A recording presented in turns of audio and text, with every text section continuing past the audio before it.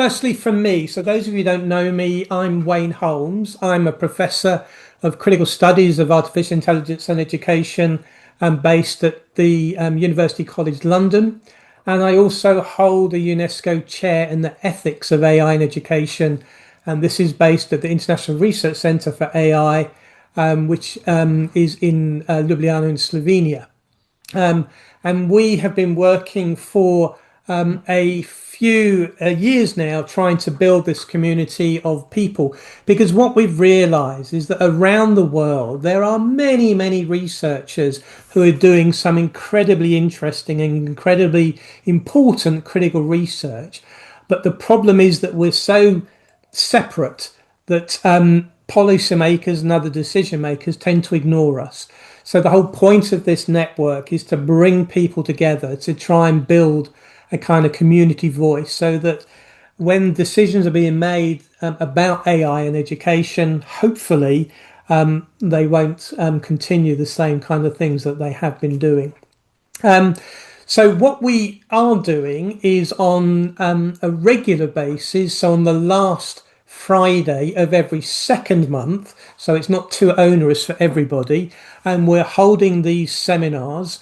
Last time back in June, we had a guy called Dr. Gove who did a really interesting talk about the Pope's Humanitas. Oh, I've forgotten what it's called now. Anyway, you know the thing I'm talking about, the Pope's proclamation about AI, and that was absolutely fascinating.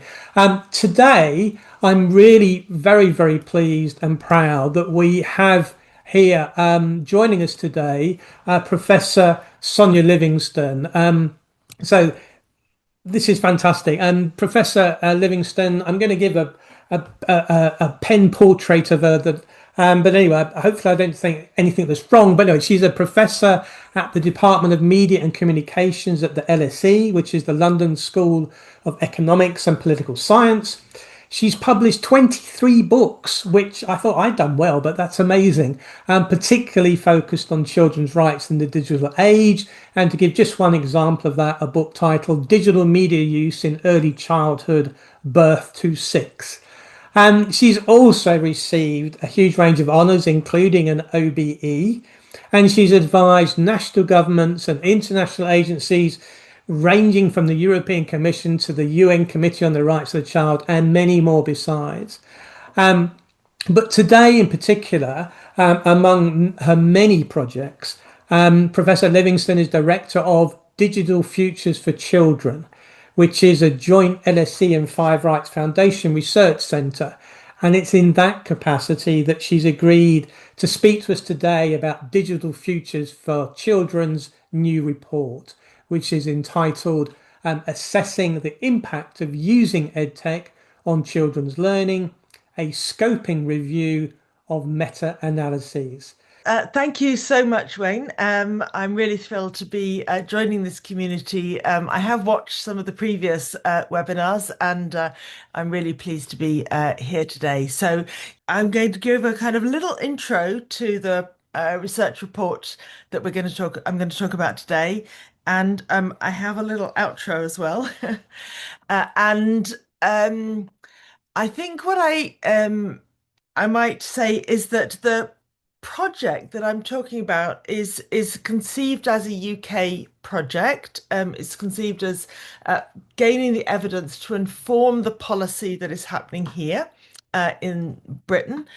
But I do work very internationally in lots of my other research, and so I'm thrilled that this is also an international community gathered here. And so sometimes it's helpful to conduct a piece of research in the place where you want the kind of policy to be informed, so that everything kind of connects.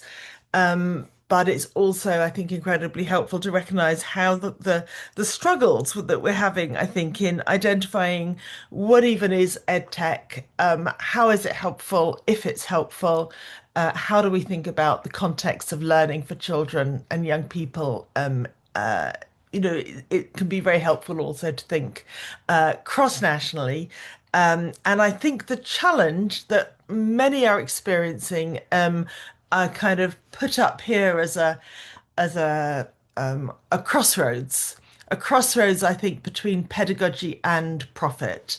And this is actually the title of a public debate that we held at LSE a few months ago, and that perhaps some were there in kind of contrasting ideas of pedagogy and profit. Contrasts. Academics love contrasts. Of course, it's a little too polarized, perhaps, but I really do think that we are facing an extraordinary moment in which our schools, in many ways, are being kind of reconfigured by a commercial infrastructure that may or may not understand the pedagogic purposes, the learning context, the nature of children, and the aspirations of teachers and education in different parts of the world. So the EdTech that's often coming into our classrooms is kind of from global corporates, though not only. There are many, many small providers, and those global corporates often, but again, not always, headquartered in the United States and come with particular kind of values and aspirations, and may or may not suit the context they find themselves in. So, Wayne said he's the UNESCO chair on this, so I think he will know that maybe many know UNESCO's kind of provocative report, I think, by Mark West, the idea of an EdTech tragedy, that we are living through a kind of tragedy in an extraordinary moment of investment in schools in the form of technology, perhaps more than teachers or classroom infrastructures or time, but nonetheless, it is a huge investment. And yet, as The Economist reported quite recently, it may be fantastically profitable to those producing it, but it is useless in the classroom. And there are many quotes I could have put here. I put one from the teaching unions here saying, this must be a kind of under the control of teachers, rather than being led from a kind of technological inevitability from on high. And yet, well, the British government, we change our ministers and our prime ministers rather frequently, but this was the previous education secretary very recently saying, we are very excited by the prospects for technology, and there is a lot of excitement. And the question is it beneficial? So, as I said, I'm talking today partly from a kind of a UK focused project called Better EdTech Futures for Children, where we're asking ourselves four questions. They might seem very basic questions to this group, and yet sometimes asking basic questions is helpful. And if you have more sophisticated questions, I look forward to them in the conversation. I shall talk for another 40 minutes, perhaps, unless Wayne waves at me. I have my eye on him. So when we began this research, we actually found it very hard to kind of get a baseline of what the starting point might be. So we found it very hard to discover what EdTech systems are actually being used by children in UK classrooms or indeed other places, and for what purposes. We did not find, and so we started asking ourselves for a kind of an emerging consensus, perhaps, about how EdTech impacts on children's education according to circumstances. And I'll say a little about our child rights specific framework in a moment. We asked what are children's experiences and views and their calls for change, because we do, as I mentioned, work within a child rights framework, but also because the views of policymakers and industry are very loud in this space, and the views of children tend to get squeezed out if they are heard at all. And then we asked a question, which I think we are struggling still to make headway, and I look forward to your feedback and questions here. But we asked a question about EdTech features and design. And we did that because I think in the world of children's digital lives more generally, there is an increasing focus on not simply the ways children and young people use technologies or the policies that kind of regulate them, but how the design and or the AI life cycle, thinking of the world of artificial intelligence, how the kind of process of design, development, and deployment is part of the way in which the technology can be reimagined and made more beneficial and potentially less harmful. So it's also an effort to kind of avoid a technology determinist approach. And I do try to keep saying, to imagine how EdTech could be different as well as how it already is. Um, so I'll start with a working definition of a word I've already used 10 times. Um, it's remarkably hard even to get a definition of EdTech, and this one is deliberately inclusive, to include kind of everything that you might see going on within the school.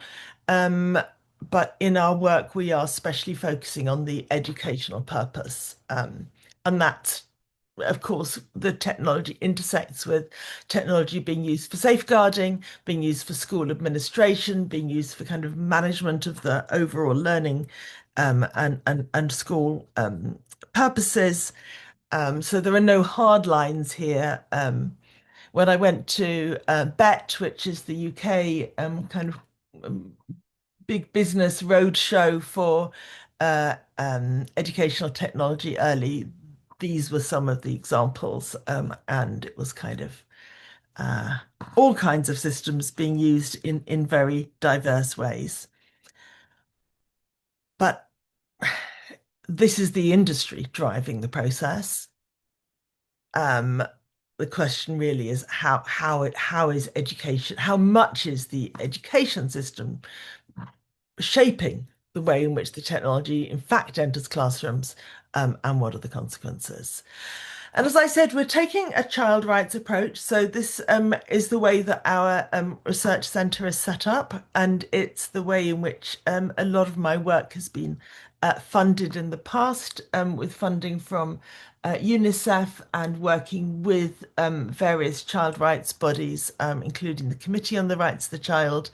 And I found it um, I mean, there are many reasons for endorsing a child rights framework that we could get into. I think it's among everything else, it's intellectually helpful because it reminds us that, for example, the right to education, which is Articles 28 and 29 in the UN Convention on the Rights of the Child, um, must always be understood holistically in relation to children's other rights, children's rights to privacy, freedom from commercial exploitation, safety, agency, voice, um, play, and so forth. It kind of, so this is a holistic vision. And for me also, it's an account of children's entire lives that works in relation to the digital environment, but can also help us bridge from the evidence we have and the kind of research questions that we ask to the normative questions of what does good look like? What do we want for children when they go to school? What kind of technology do we understand to be beneficial?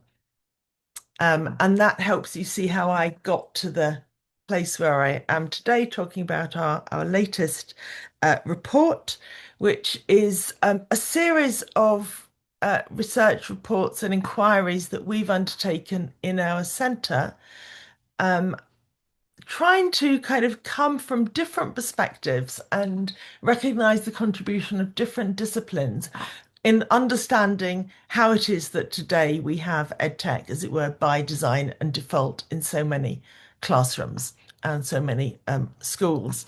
And in fact, we began by inquiring about the data and the commercialization or the commodification of children's data. And that means that one starting point for our research has been where it is that the legal frameworks around data protection uh, meet the technological systems that deploy and generate data, in relation to children's learning, both within the classroom locally, but also as part of a global commercial data ecosystem.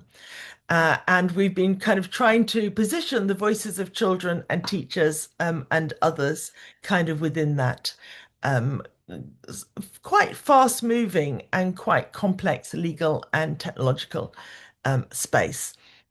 And commercial space. So we kind of we homed in on a blueprint for education data to try to kind of make that shift from the evidence to the normative to what good looks like. That was a few years ago. We didn't find the British government enormously responsive, but they are listening and we are in dialogue. Actually, maybe they are responsive, but there's a long way to go. And so we've kind of been tracking some of the problems that children have been encountering. And then, for various reasons, I guess I heard the way in which civil servants, governments say things like child rights, that's all very nice, that's all very aspirational, but what matters to us is what works. If it delivers on children's education, that's kind of the starting point, and that's the reason, that's the warrant for bringing in the tech into the classroom. Uh, and does it work? And okay, we can worry about children's privacy and where the data goes, and are they being commodified by big tech? But that never seemed to be as much a priority as that kind of super instrumental question about what works. So we said, okay, well, let's look at the research on what works. And that's the scoping review of meta-analyses, so brilliantly titled. I can barely say those words. I'm going to explain to you why we decided to take this approach. So the recent report sets out to look at all the published research evidence. I say all published research, recent published research evidence. I must say, published in the English language, um, looking at the evidence of whether EdTech improves children's education. And it ended up being two questions, which is first is what research is being done about EdTech and learning outcomes, and then how really do we kind of get into that relationship in more detail between the use of EdTech and the learning outcomes, because there's a lot of research about EdTech which doesn't really nail the question of what works.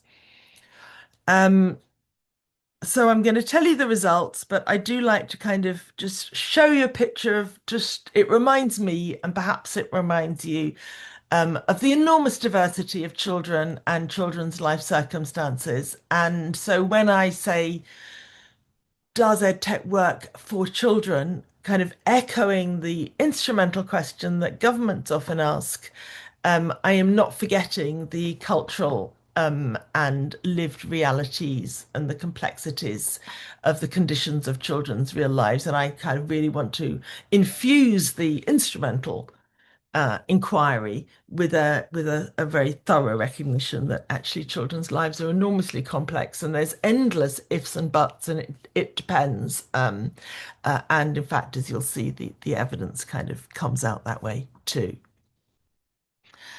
So we asked ourselves, there's actually a very interesting challenge for researchers looking at recent evidence. So I think in the field of EdTech, we have to look at recent evidence because the technology and its deployment in schools is changing really fast. So research done 10 or 20 years ago is pretty out of date in this field, though not in relation to other aspects of children's lives. Anyway, we took a very recent snapshot because the pandemic is a really large event in the recent past. And as we know about the pandemic, there's lots of research on educational technology as it was used in the pandemic because that's all there was for most children around the world. So that's a kind of very specific body of research. It's quite recent, and it's an interesting question to consider whether it tells us something about an unusual circumstance or whether it also unusually sheds more insight into a usual circumstance, which is how children, how EdTech is kind of in many ways reshaping what it is that children learn and how they learn. Anyway, we decided we would, for those reasons, take a very recent snapshot, focusing on what Americans call K-12. I always have to stop and think what that means, but from the beginning of school through to the from children from roughly 5 to 18. And here's the kind of the focus that is particular, which was that we decided to focus just on studies which used causal or quasi-causal designs. Um, Anyone who knows my research will know that this is not my usual approach.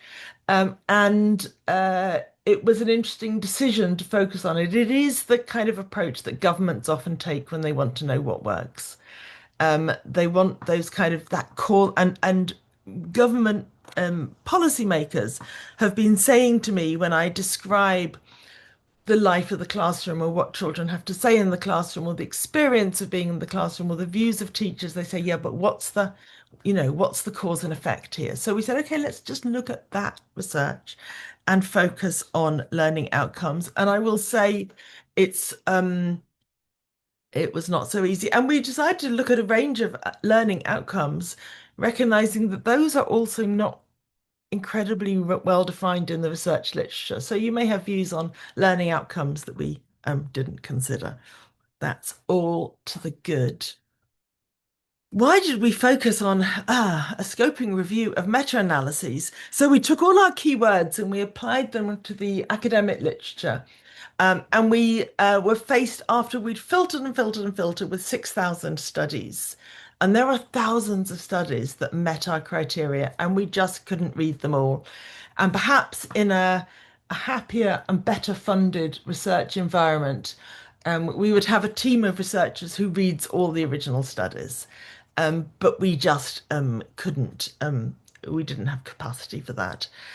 So we decided to focus on meta-analyses. So meta-analyses are the way in which the research community reviews particular bodies of work that meet their defined criteria, and the body of work that they apply to are quantitative studies with a quasi-causal design in which sufficient statistical information is present that you can do a statistical calculation about the overall effect observed in that body of work.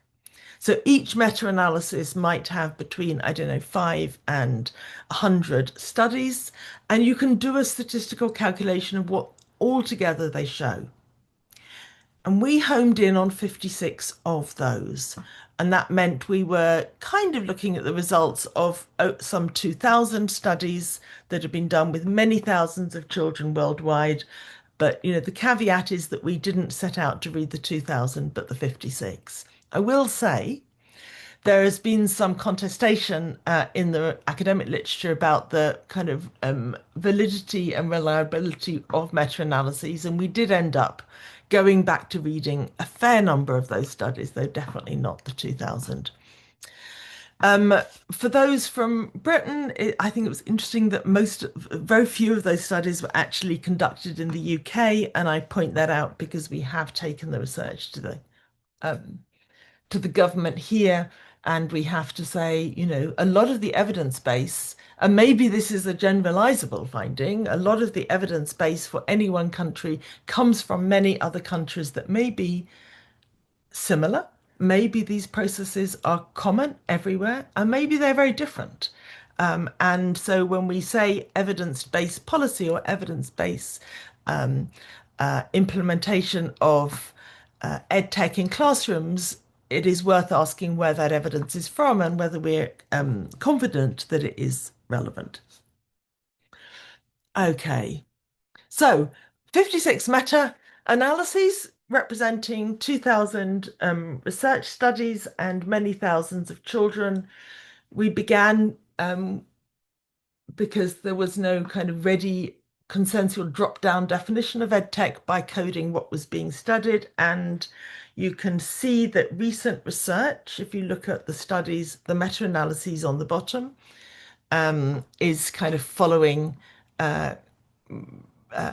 trends in digital innovation, but not necessarily always dwelling on some of the areas of EdTech that get a lot of policy prominence, like personalized learning, and or there's a fair amount on tutoring, quite a lot on gamification, a fair bit on learning management systems, lots on the use of VR and robotics. In our next research project, we have been going into classrooms to see how much VR and robotics is being used. So if Wayne ever invites me back, I can tell you about that. But you can see that researchers are kind of following the innovation more than necessarily following what is in classrooms today. What learning outcomes have been studied? So here we discover we have a fairly kind of focused literature which really prioritizes the subjects at the bottom of the graph, language and literacy. This is what researchers are most looking at, as well as science, maths, and what we kind of variously called, or the researchers variously called, soft skills.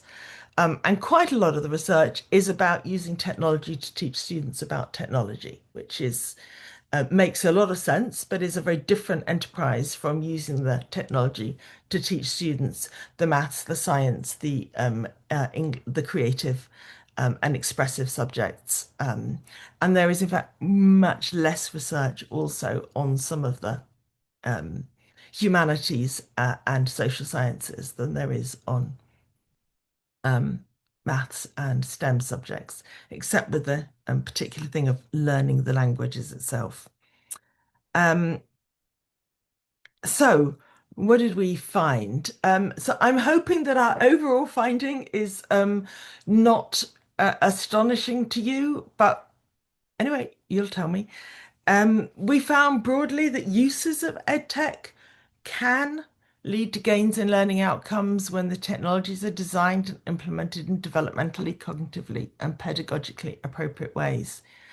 You cannot believe how long we have spent in our research team and with colleagues kind of debating the one summary sentence from reading so much research conducted in so many different contexts. And there is always, there are always questions about how you come to your kind of one summary. Because again, with an eye to the policymakers would like a kind of a yes, no answer. Does EdTech work? They would like us to say yes. Some who are in the critical EdTech space would like to conclude no. And I, in kind of coming to our overall summary, we talk to both camps, if you like, in some detail. And I think, in fairness, there are grounds for both sides. There is a lot of what I was trained to call kind of very administrative, instrumental research, which does not ask complex cultural or critical or contextual questions, which shows that if you put this bit of tech in this classroom for 2 weeks and you compare it with the classroom that didn't get the tech, then the test results at the end of the 2 weeks will be a little bit better. And that could lead you to say EdTech works. And there are others, perhaps here, who will say yes, but the context, the culture, and the critique of the kind of way in which that experiment was done and the nature of the educational outcomes measured, the way in which that was measured is all such that we would say no, EdTech doesn't work. So even though I think we have findings and the research field makes many claims about its findings, I just thought I would kind of focus on the difficulty of coming to a summary. So So I offer you an it depends answer. Does EdTech work in schools? It depends. Okay, so what does it depend on? Um, there are a lot of studies for looking at different EdTech. You've seen what that is, but for children of different ages. And it is really hard to draw a conclusion about what seems to work at different ages. So the first bullet point implies or claims that somehow EdTech is only going to work if it fits children's development, children's evolving capacities and needs, because there is such a mix of results for the same technology across different age groups. And honestly, I kind of struggle to, the researchers offer a reason and we can find a reason, but it does feel a little bit post hoc. So we could see that virtual experiments were more effective among older than younger children, and perhaps a virtual experiment takes a lot of cognitive maturity, though I know that those who design them sometimes say they're very intuitive and that should be better for younger children, but the research we reviewed didn't find that. Um, Gamified assessment tools, for those of us in higher education, gamification seems to work better in further and higher education than in school. Again, I think that's really interesting. We've been in lots of schools over the last year in and around Britain, and gamification is rife. But evidence showing that gamification works, apart from, I mean, children love it, but that's another story. Um, but finding that it really improves learning, evidence is actually quite hard, though. I might go away now and gamify my lectures for my LSE students. Design features. So the literature, some of the literature talks about EdTech as if it's black boxed. We used tutoring tools or a learning management system or virtual um, uh, or robotic tools, but and it had this effect or that effect. But identifying which design features, so it's a subset of the research that kind of goes more into the design features and tries to understand how that kind of aligns with children's needs and children's learning. Um, so a computer-assisted reading tool, but with irrelevant content, kind of gets in the way. Um, but without the irrelevant content, it can work, but it works better for learners with reading difficulties than more complex reading tools. Um, an example of the kind of nuanced and it depends isn't the point is not to say does EdTech work? The answer is it depends, therefore we can't conclude anything. We can conclude lots of things, but it's not going to give us an overall mandate to just put more tech in classrooms. It's always going to, I think, insist that we think about the particular learners with their particular needs and what they are trying to learn. And I think this is an area where the field, there is a lot of further work to be done here. That was the compatibility of the design with the learning learner, but also with the learning and particular learning domains. And there is work trying to kind of understand how design features kind of fit with the learning domains. So virtual reality for virtual reality's sake as a kind of motivation doesn't really improve learning, but virtual reality, when there is a genuine harmony or alignment between what the VR can do and what it is that they're trying to teach kids, let's say in relation to science, and so on. So all the findings of the different studies are really quite kind of nuanced in terms of the design, the domain, and the learner. And then the pedagogical approach, I'm going to guess, though I don't know, that people here um, broadly believe in the role of teachers and think the tech should be supporting the teachers, not replacing the teachers. But there are many.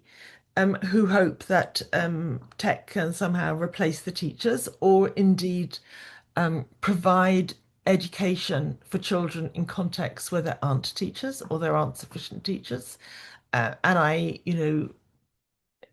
think we need to kind of recognize the not the desire to do away with teachers as a valid goal, but the challenge of the many educational contexts where there simply aren't sufficient teachers.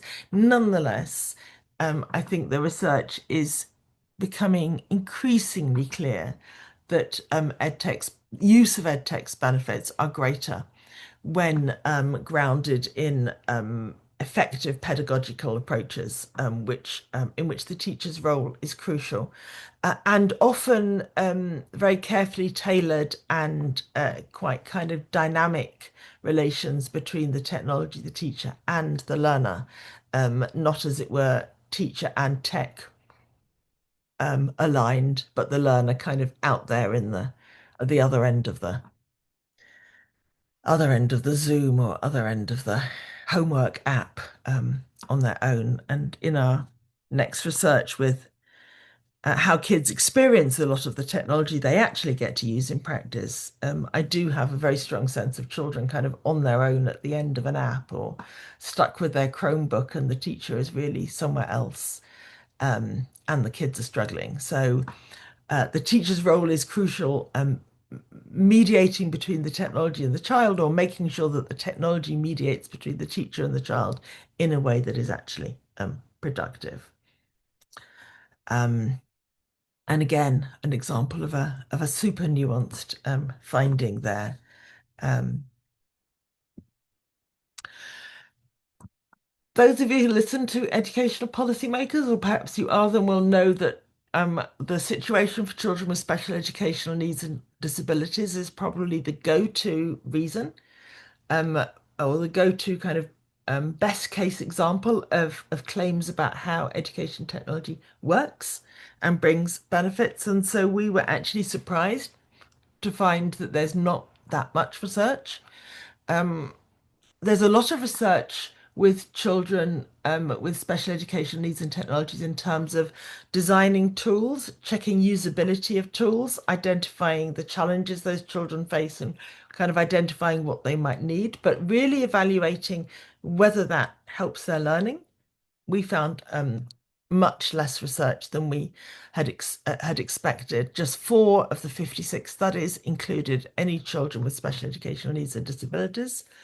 That did add up to 152 original studies, but they were often very kind of small group designs. And of course, we know that children with special educational needs and difficulties fall into many different categories. So break it down with the different kinds of needs that they had, and the amount of evidence was much smaller than what one would expect, given the excited claims that both tech companies and policymakers often make. But still, tentative support that EdTech can enhance learning outcomes for children with special educational needs and disabilities. And I have noticed that in the very recent debate about pulling tech out of classrooms altogether, and making our classrooms tech free. Let's go back to pen and paper. The protests come most vocally and perhaps most painfully from the parents of children with special educational needs and disabilities. So there's clearly a kind of a lived reality, a lived experience, uh, confidence that they work, even if the research hasn't really been sufficiently done to support them. Um, So even though I'm coming towards my conclusions, and in hope of your questions, even though we tried very hard to look for causal and quasi-causal research designs, I still have to say, when we looked closely into the individual studies that went on beneath the meta-analyses, there were many that didn't control for the kinds of confounding factors, or they didn't use strong randomization. So it's not, um, it's notably not as kind of strong a field in terms of hard science expectations as there is in some other areas of the education domain. And that may be because everyone is rushing to keep up with the latest technology. And it may be for other reasons. At my most cynical, I might say it's because policymakers are so convinced of the value of EdTech that they haven't felt the need to wait for the kind of robust research that I think occurs in I don't know, the long-standing debate about the best way to teach preschool children to read, for example, or the many experiments that have been done in identifying optimal approaches to maths or STEM teaching and so on. Okay, so I think it's not the strongest field of research. Um, we came away, so we looked for research on learning outcomes. And so I'm a little cautious about my second limitation. It was striking how many studies commented on the effect that they had looked for. Did grades or test results improve? With very little to say about the wider context of the classroom in which technology has become prominent. So if I imagine how a classroom looks different with technology, it's enormously variable. It could mean children are moving around, trying different technology, interacting and connected with each other, and that could be enormously constructive for the learning process. It could mean that children are all with individual headsets and perhaps glasses or staring at their own screen and not interacting with each other, and that might seem a loss, but perhaps they are focusing in an enormously kind of concentrated and productive way on learning the thing. Um, I think we don't understand enough about the experience of being in the classroom and the different modes that the technology pushes children into that have implications for their um, ability to be people, if you like, to interact with each other, to negotiate what it is that they're going to learn, to ask questions about the purpose of the lesson, to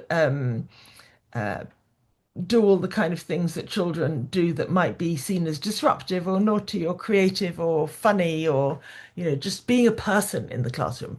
So it's a very serious and quite kind of narrow body of research in the sense that it's like, we put this tech in the classroom and we look to see if their grades improved. And I just would love to understand a lot better what it's like to be in that classroom and what it's like to grow up in that classroom. And is that motivating?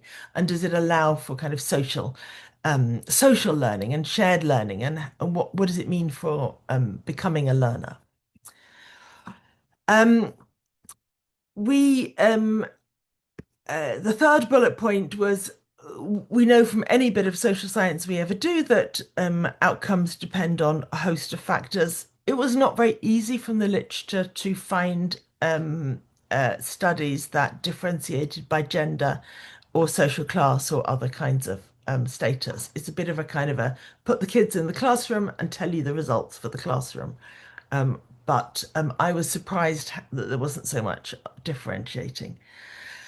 And then the question that, is takes me back to where I started with was there was but my last limitation I'll highlight is it seems to me that if a literature is asking questions about the educational outcomes of using EdTech, then that's what it does. And it doesn't also look to see, and what does that mean for the collection of children's data or the arrival of commercial big tech in the classroom, or how the children feel or what spaces of agency they then have. So, as I said, it's a very kind of instrumental body of research. Still, we came away saying, okay, we've done all this work, and more importantly, very many scholars around the world have been conducting all of these studies. What can we say? Well, in the British context, we conclude EdTech works best when it supports the teacher rather than supplants them. But As you'll recall, only 1% of the studies were done in Britain. We need to think carefully what that means. And we don't really have a good picture of how the results, the findings, might be differentiated by for different kinds of children. And we kind of come up with these findings at a time when the national policy context is evolving. Every country will make a different version of this slide. In Britain, the policy context that we're speaking to is one in which there is widespread use of EdTech in schools. There are no statutory standards or regulatory frameworks beyond basic data protection. The data protection regulator has been highly critical very recently of the way in which schools and EdTech companies are not meeting data protection requirements, and a code of practice is promised. That's the British answer. We're going to develop a code of practice. From the point of view of the government, the Secretary of State for Education has no list. This was the first thing we did, obviously, was write to the Department of Education saying, have you got a list of what EdTech's being used in British schools? And they wrote back and said, oh, no. Very nice if you could find one, but they don't have one. So they don't know, which is extraordinary. And nor do they have any power to kind of oversee what might be being used. Or indeed, and this is now a political choice, the Department of Education here has decided not to recommend, encourage, or endorse any particular EdTech, though it's taking new steps in relation to AI, as I'm sure Wayne knows better than I do. But that's kind of the politics. The Department of Education doesn't recommend, and indeed schools say, we don't want the Department of Education to recommend. Standing back as a researcher, I find that kind of extraordinary because I think there is an enormous wealth of knowledge about what might be better or less effective and what is flawed or what meets standards. And we can't expect every school, especially small or less well-resourced schools, to kind of undertake their own research into what meets standards and certification and how to develop their own procurement requirements. On the other hand, they seem to say, informally at least, they'd rather the government didn't tell them what to do. So interesting to know if that's similar in or different in different places. Okay, so I conclude with a cautious interpretation that EdTech can work, but not on its own. And it really depends on how different kinds of EdTech are designed and fit with children's development, teachers' pedagogy, and the wider classroom context. Our next step is to canvass the views of children and teachers. So we've been doing lots of incredibly fun workshops, getting kids to talk about, inviting children to talk about lots of the different EdTech products that they use, giving us their views, stimulating some very lively conversations. Here is our team who have worked more or less on different aspects of this research, all of whom I thank, and I will stop sharing. Thank you so much, and I look forward to your questions. Thank you so much, Sonia. That was really clear, really interesting, and very, very helpful. So we've got a bunch of questions in the chat, but being the chair of this meeting, I'm going to take advantage and ask you a couple of questions of my own, if that's okay. Of course. The first is kind of on a simpler level, but I'm just curious, we go into these kind of research projects and we have our suspicions, our expectations. So I wondered from your perspective, what was the most surprising thing that you stumbled across in the conducting this piece of research? I think so. I was truly surprised that the field, we've had technology in classrooms for a long time. I was surprised at the lack of consensus about what we're talking about and even the kind of language to talk about it. Um, and I was surprised. I was concerned at at the number of research studies which were a bit vague about the outcomes. Lots of specificity about particular technology and how they kind of set up experiments, but not a kind of I'll put it positively. What I would love to see in future is a more considered reflection on what are the outcomes that matter, that we want to identify and understand when evaluating technology. Um, so test results or grades, but lots of studies that didn't really specify what test results. What, was is that what the teacher was trying to teach? Is that what the technology was designed to promote, or was that like the easy to take off the shelf test of whether children understood something that could be applied without thinking more broadly? And this is, partly because in the Convention on the Rights of the Child and the Right to Education, Article 28 is basically the child's right to go to school. And Article 29 is the child's right to learn in ways that flourish and enable them to develop as a whole human being, which is a wonderful thing, but quite hard to evaluate. And somewhere between just getting into the classroom and becoming a fully rounded and flourishing human being, there's what actually happens. Um, and it's, I think, in many contexts, becoming more instrumental. And the what works question invites a very stripped down instrumental assessment of learning. Thank you. I think that's really interesting. Because one of the other points you make, and I was really pleased to see it in the report, was this, I don't know if distinction is the right word, but the fact that most studies focus on learning outcomes, whatever that means exactly, and doesn't focus on other outcomes, such as self-confidence or mental health or relationships between teachers and students, Mm, those kind of things mm, mm. are mostly missing from the literature. Yeah. Um, so before opening up the question, I just wanted to pick up on one other thing that you Mhm. mentioned, and this is the role of EdTech and teachers. And so this is my question to you is, I wonder what your comment is on what I'm about to say, because um, the OECD from as early as 2005 and then 2015, 2020, et cetera, and other organizations like the World Bank are consistently saying and pointing, giving evidence that ed tech does not lead to good learning outcomes.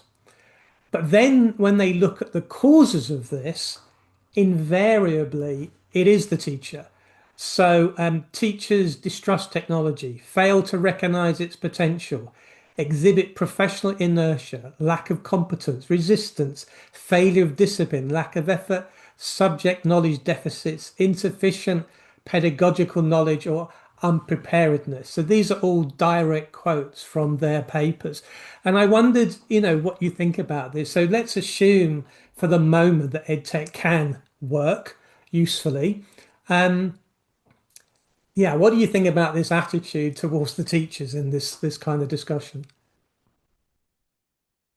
I did start with the quote from the National Teachers Union in a way for a reason. I think perhaps they are kind of now um, beginning to pay a lot more attention to the way in which there is a huge burden on teachers and a huge need to resource teachers if this is truly the direction that the education system is going to take. Because nobody just refashions their classroom or redesigns their curriculum or changes the medium through which children learn um overnight. It's resource intensive and it involves all kinds of values and expertise and questions of identity, actually, I think, for teachers as well as for learners.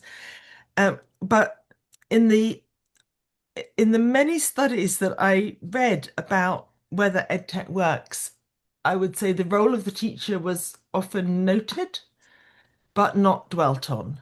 So what it takes, so imagine that standard causal study that policymakers so love. You put the tech in one classroom for 2 weeks and you don't put it in the other classroom for 2 weeks, and you check whose grades have gone up at the end of the 2 weeks, or maybe 2 months later if you're lucky. What else did the teacher have to do to have that tech in the classroom for 2 weeks? And did the what were the ones missing? What else did they do in the classroom that didn't have that tech for 2 weeks? All the things that go on around, where are the kids facing? How much did the teacher have to stay up overnight kind of preparing their or transforming? Did the curriculum fit well with the use of that bit of technology? Is it easy to learn? Does it impose some kind of normative expectation of how everyone engages within the classroom? That excludes, so I think the role of the teachers is oddly not noted. It's like you bring in the tech and that's what you've done, and yet it changes all the relationships around in ways that need to be much more focal.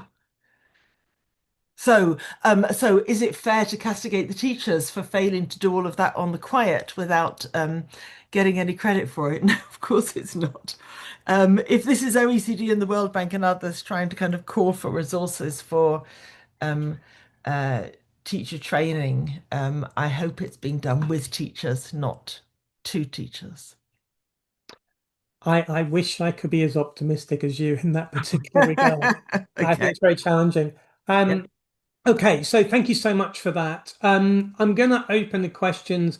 So Michael Thomas posed a question early on. So Michael, are you still with us, or have you had to drop off?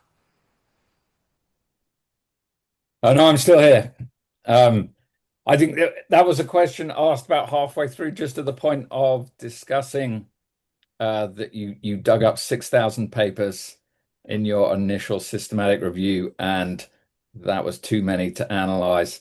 And it was a kind of small question, which is to check in that technology is changing. I'm just wondering whether you can use AI tools to manage that kind of literature, or whether you think that AI tools for systematic reviews are still not yet fit for purpose. But don't answer that one because I got a better question. Um, I'm really interested in your comment that policymakers only want a yes/no answer to whether EdTech works. Uh, and then you point out that EdTech works if it's designed properly and used properly by the teachers, these kind of contextual factors. So from a policymaker's point of view, whose responsibility is it that it's designed properly and used properly by the teachers? And I potentially might think that the policymakers are assuming that when they pose the question, does it work? They're assuming that the EdTech developers have gone to the effort of designing it properly and giving the information to the teachers about how it should be used, and that the teachers are using it properly. So in under those conditions, that's the sort of framing under which the policymakers are thinking, yeah, when you're using it as designed, does it work then? Because that's the kind of information that policymakers want educators to have at their fingertips to make their decisions about what they're going to use. So yes, answer that question, not my boring one about meta-analysis. But Sonia, before you do, Michael, because we have an international audience here, please can you tell people who you are and your role in this space? Ah, yes. So I'm Michael Thomas. I'm the Chief Scientific Advisor at Department for Education in the United Kingdom.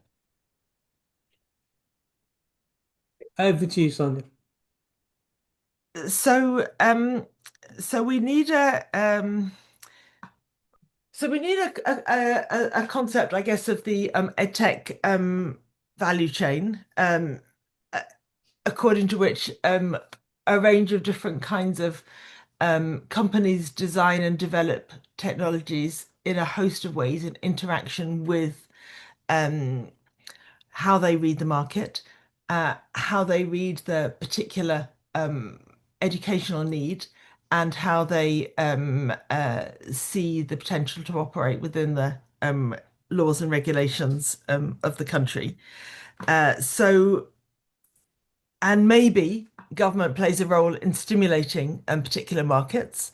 It certainly has an awfully big budget to wield, which really does make a difference, and could be used, I think, more tactically to steer the kind of market that results. And the educational market is a lot of my other work is done on how children engage with technologies in their personal and private lives. And there it's all about the big ones. It's all about TikTok and Instagram and Snap and Snapchat and so on.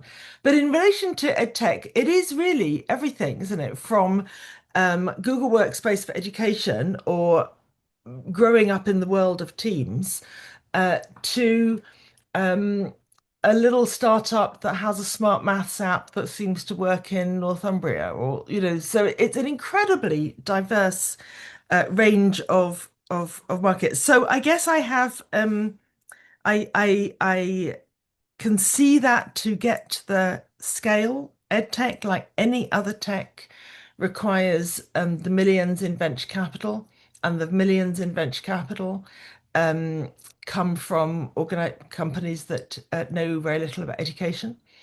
Uh, Maybe they're learning.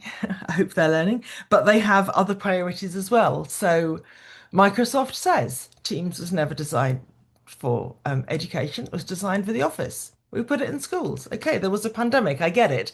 But that doesn't mean that all of those billions were devoted to really seriously thinking, what does a British school child need, and what will it mean in the classroom that suddenly kids are all on Outlook and Teams and using tech designed for adults in office? So I just think for historical reasons and for business reasons, there has been we are now facing a situation in which an awful lot of technology is being repurposed for educational purposes, but not originally designed for them. And nowhere do we see that more than in AI suddenly being embedded in absolutely everything children touch.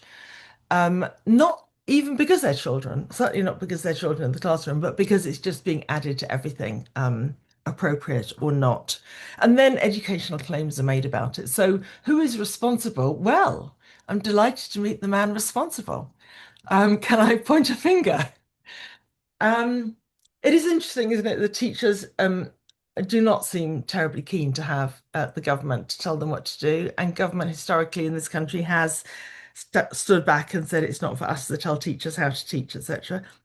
Um, but these are incredibly expensive investments that schools make, and once they've made them, they are stuck with them for years, and they're stuck in contracts that they may not understand. And so I think not only codes of practice, but procurement rules that have been developed by educators and have a rounded, multi-dimensional, and contextually applicable approach to learning are absolutely vital. And what I've seen so far of procurement guidelines is it's about the tech not falling over and being value for money, but not necessarily supporting a child's fullest learning, as we would, I think, all want. Thank you. And Michael, thank you for the question and initiating that really, really useful discussion. I'd like to move on if I can. One of the beautiful things about having a community like this is that we have people from around the world. The disadvantage for me personally is that people have wonderful names that I fail to pronounce properly, which is my way of saying I'm about to pronounce a name improperly, and I apologize profusely. But we have questions from Karen Lockhead, and also here goes Perjo Motus. Who's that even in the... Anyway, I apologize up front. But I'm going to hand over to you, Perjo, if you wouldn't mind, because the questions were quite similar. So for you to pose your question to Sonia, please. You got it almost correct. So good for that.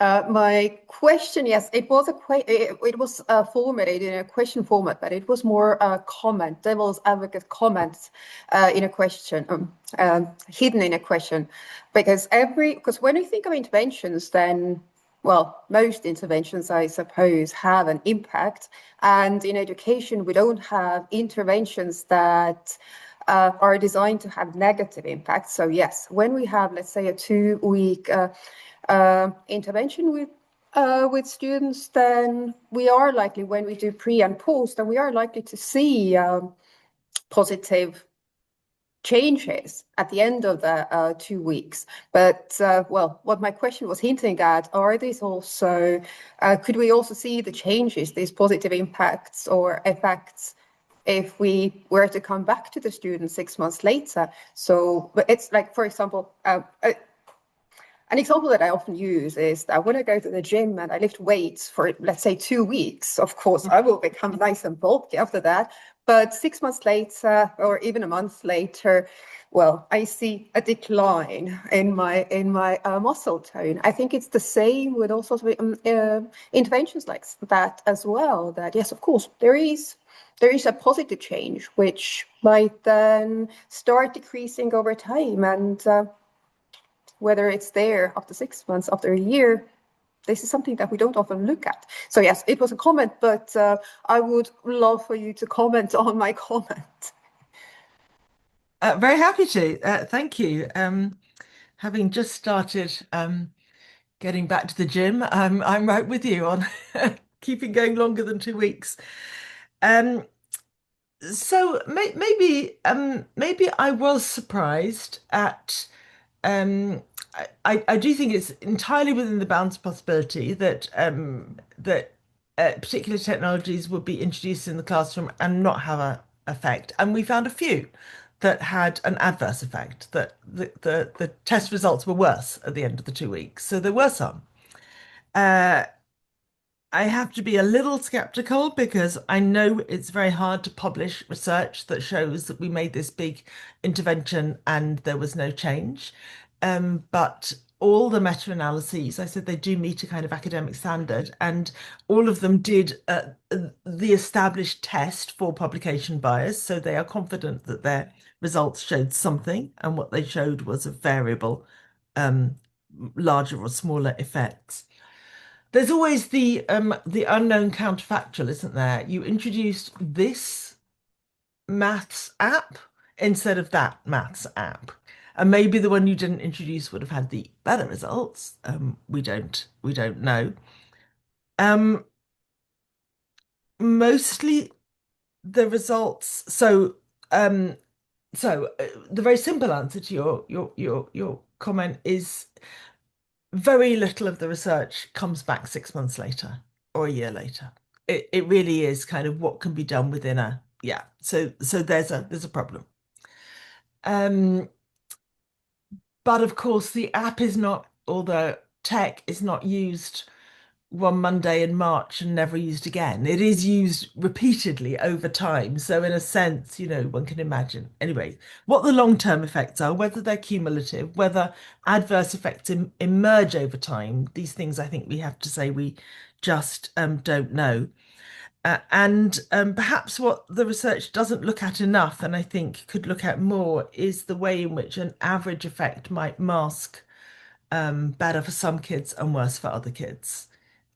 Overall, a bit of an improvement, but perhaps there are some who are really ill-served. And I say that having, as I said, been in classrooms over the last year and seen ways in which apps assume a kind of normative kid, and the one with this or that special educational need is just not figuring it out or feels left out or it doesn't work for them, but they're not visible in the average result. On average, bit of an improvement, depending. Okay, thank you for that. I think there's obviously papers coming out all the time. Yeah. And I don't know if you saw recently a paper came out about Khan Academy and Khan Academy's use of AI. And I thought it was fascinating because it looked at the longer term. And what it said, for those of you who know about effect sizes, if that's the world you're in, if you don't get above zero point 0.4, then it's not worth having, according to John Hattie and co. So using that metric, what was interesting is they showed that the use of the EdTech achieved after 1 year an effect size of 0.06. So teeny, teeny, tiny. But If we extend it for 2 years, it went up to 0.08. And then they looked, well, what happened when we introduced AI? And the fascinating thing was it went from 0.06 to zero point zero 0.06, and it went from 0.08 to 0.08. So the AI brought nothing to the party. But I think it's really interesting, the longevity question, but also the ways in which these studies are developed and et cetera, et cetera. Okay, I'm going to move on to another question then. And again, I'm going to mispronounce your name. I apologize, but Bhumika Agawa. Please go ahead. Yes. Hi, I'm Bhumika. You almost got my name right again. And I'm at the Open University of Netherlands. I'm doing my PhD on AI ethics for education. And my question is coming from talking to the director of a primary school in the Netherlands about trying out EdTech tools. And when I proposed from one of our studies to try out a tool with her primary school, her problem or her objection was that they get too many requests of too many tools to try out on a monthly basis. And then, in addition to the normal teaching workload, they also have an additional workload of trying to figure out which of these tools work and which of them don't. And that is a huge overhead for them as teachers, as administration. And yeah, I was curious if you have any thoughts on this and how this could help not be a bottleneck. So in a previous report, we interviewed lots of teachers and head teachers and some governors about exactly how they made these decisions. And in addition to the question of what works for education, for learning, we were also asking how they could check whether the product was safe for children to use and whether it respected their data and followed data protection regulation, which is often not well reported on. But in Britain, schools have all got to do a data protection assessment, impact assessment. I think in the Netherlands also. And then in the Netherlands, in fact, it's been quite interesting because the data protection authorities have found that a lot of EdTech does not follow data protection, follow GDPR. So it's a tough call on a primary school. So the question is, what is a good infrastructure within a country to make those kinds of decisions? In Britain, a lot of schools are kind of networked together in multi-academy trusts or sometimes by the local authority, and decisions are made there, not necessarily binding decisions, but recommendations, or that's where the checking and the testing can be done. As we've seen, it's not really coming from our government, though codes of practice are always promised. But how it should be done, I think is a political question, and it is an evidence-based question. So maybe of that big political knot or the big policy knot, I think one question we could focus on is how does the independent evaluation of what works get done? Because I think it should not be done, or it should not be solely done by the companies producing the product, because they have a commercial interest. So clearly there are, as it were, not only decisions about what is good technology to use in a classroom and how can an individual little primary school possibly make that decision, but what are the trusted standards and trademarks and certification that is required. That's what we've tried to set out in our blueprint for education technology, but there's a lot of debate at that level, I think, that is not resolved, and AI brilliantly points up how we should have a system already in place, and we don't. And so we're seeing a lot of experimentation, which is why we keep thinking of children as the canaries in the coal mine, frankly,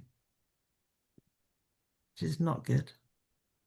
Thank you. Okay, I'm going to move on now to Kelly, and I've known Kelly for years, and I still never pronounce her surname properly, but I'll try. Kelly Shiahira. Are you here, Kelly? That was good. And yes, I am here. Fantastic. See you. But what do you want from me? So your question about Oh, experimental, quasi-experimental, and the difference that was found, I think. yeah. So I did just wonder whether the type of study performed had any impact. And the reason why I'm wondering that is because I am actually quite suspicious of AI studies that don't have a control group, right? Because we like to test the efficacy, and particularly industry studies like to test the efficacy using pre-post or even kind of longitudinal timeline studies that don't actually consider a counterfactual of just frankly straight up good tier one instruction. We call tier one instruction in America as like just the basic foundational instruction that's geared towards catching up learners who might be lower performing. So I love data, so I'd love to kind of dig into it a little bit further, but that was what popped into my mind. Frankly, like hearing about the meta-analysis and the types of studies and the fact that you included quasi-experimental designs as well. I think, as I said, I hope I'm not offending anyone by saying I don't think it's a terribly mature field in terms of its kind of scientific rigor. And so the nature of those, so the meta-analyses that we read generally did not comment on or find a way to systematically compare the different kinds of experimental designs that had been attempted or that had been used, and also did not generally find a way to inquire systematically into the possible confounding factors and factors one would want to control for. I think it's. I mean, there are always limits. Well, the reason I really meant they were all kind of quasi-causal, I guess, because there is a limit to which you can simply vary one variable and not have incidental changes for the others. If you bring the technology into the classroom, you get a bit of a Hawthorne effect. You know, the kids are delighted to see a robot. Yay.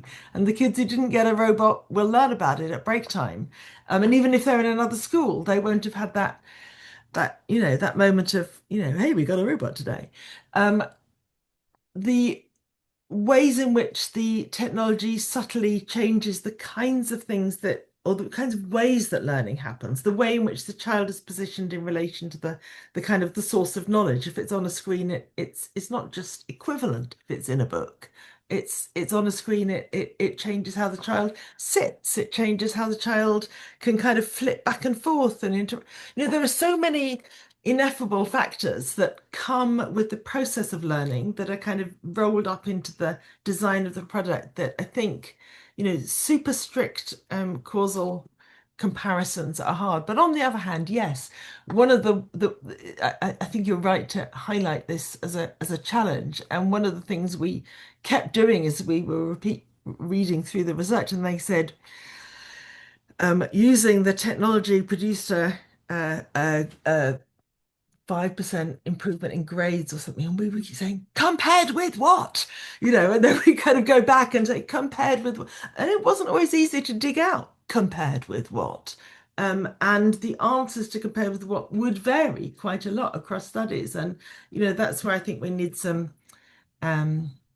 maybe we need some better procurement standards for research as well as for tech. Okay, thank you. So we've really only got about 8 minutes left, and I'd like to squeeze in 4 more questions. So they're going to be quick questions and quick responses. So firstly, I'm handing over to DCL4A, which I can pronounce, but it's not helpful. Over to you. Oh, I'm sorry, David Lundy, University of Glasgow. Yeah, I was just wondering whether any of the research looked into one of the dominant sort of narratives that we found in our research with schools and teachers about educational technology is this time saving, and it's certainly the thing that policymakers always talk about. It saves time.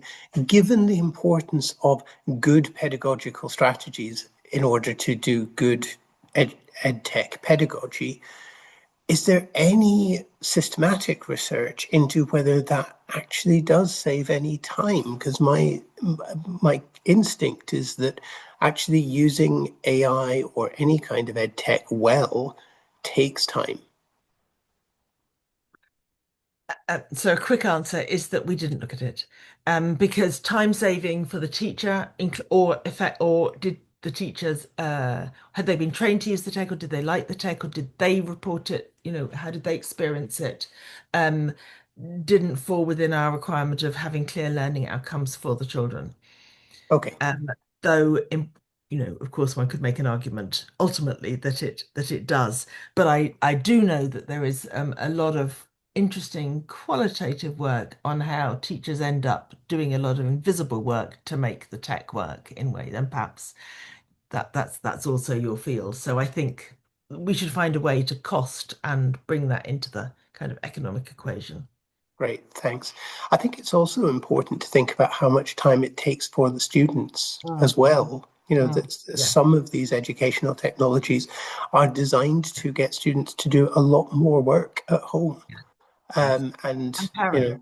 parents end up doing quite a lot. Homework Awesome. has become a whole technological challenge for parents as they also receive the notifications and have to make the tech work and remember their password. Yeah, none of this is quite in the promotional puff.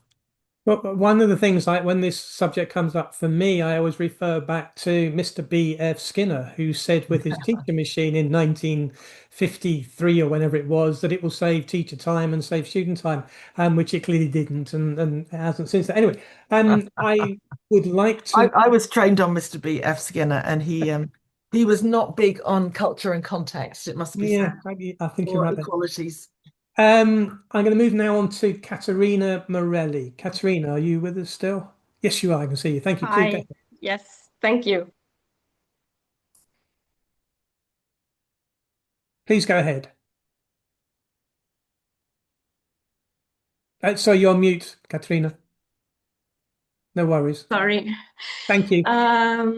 I'm a PhD candidate at the University of Rome Tor Vergata in publishing and innovation. So I'm mostly working on educational publishers and the intersection between European Accessibility Act obligation, AI Act obligation for educational systems.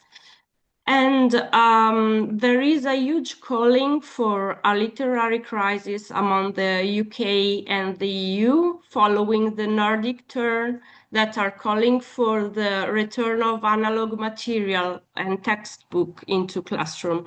So I wonder if you have the chance to explore the relationship between EdTech and educational publishers and if you are open or interested into it. Thank you. It's a good question. Are you cynically implying that the textbook publishing industry has a financial gain in getting tech out of classrooms? Yes. Okay. Well, yeah, everyone has money to make or to lose in this space.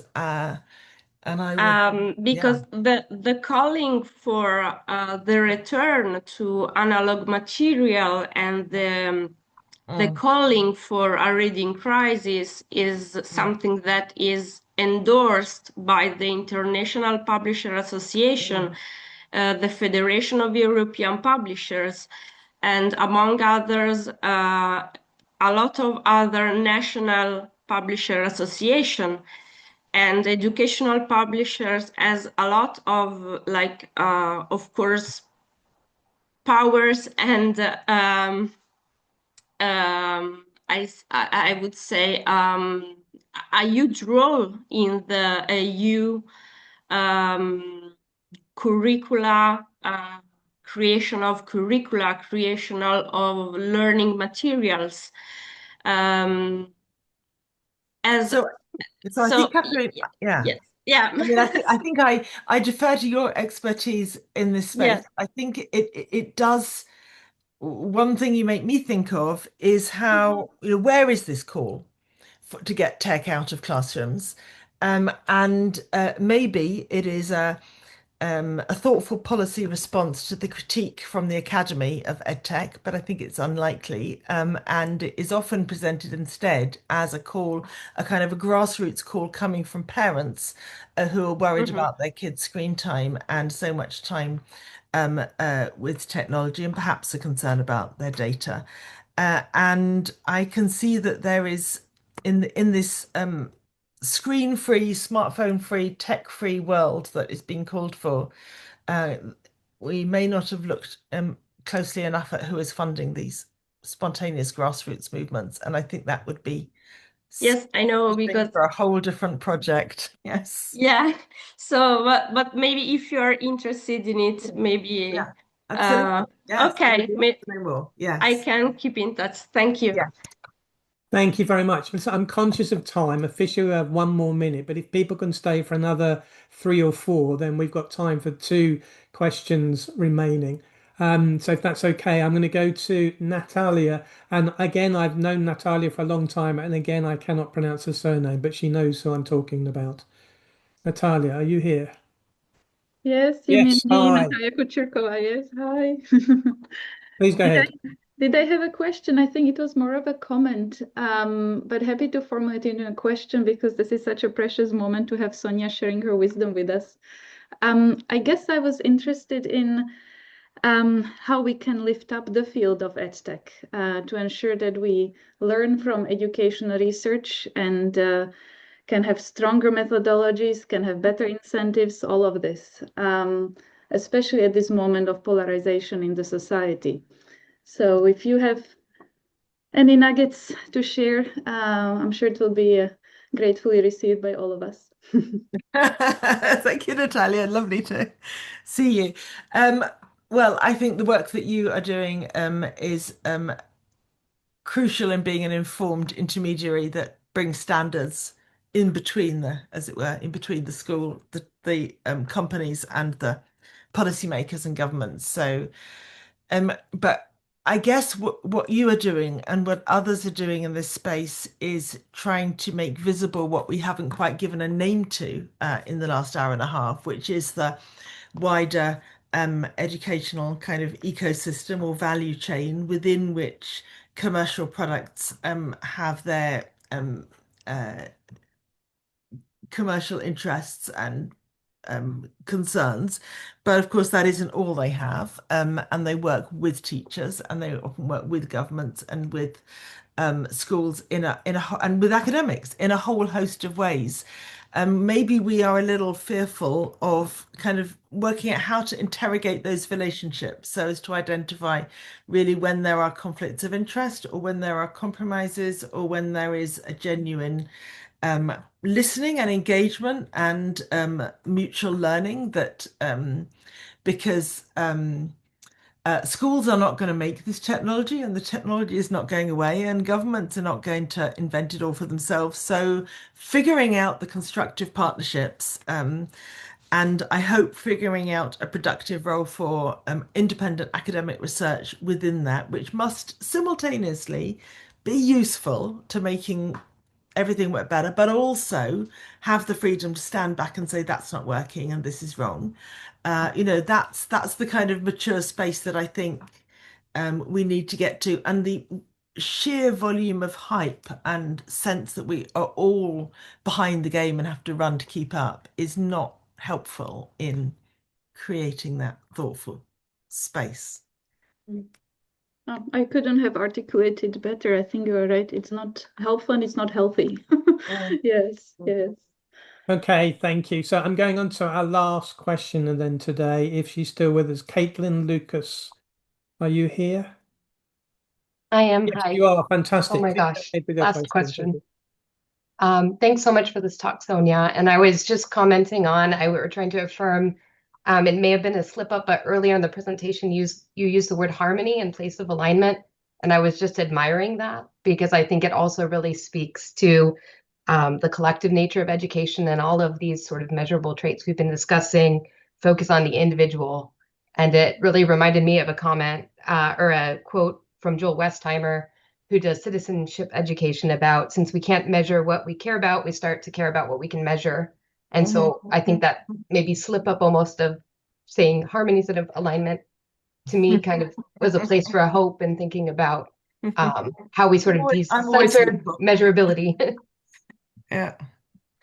Yes, I will stay hopeful. I do, there are many reasons for skepticism and anxiety and concern, and but identifying what good looks like. What do we want the classroom to look like? How do children variously learn? How can the brilliantly clever technologies humanity keeps inventing actually be supportive to that end, but not become the end? I remember when parents in Britain used to choose their kids' school, walking in and saying, I want to see the computer suite. I need to see how many computers you've got here, not what are you trying to teach and what is your educational ethos. We become, we do, I think, as a society, begin to see the technology as the solution, rather than a mere partial, flawed means to a much more important end. Yeah. Thank you so much. Well, I think for me to sum up in one sentence, which is obviously ridiculously impossible, but it's how do we identify what good looks like? I think is absolutely spot on. So everybody on the call, please can you show in your normal way our thanks to Sonia for a fabulous hour and a half, really, really interesting presentation and the questions and everything. And from me, Sonia, thank you so much. Really appreciate it. Really enjoyed it.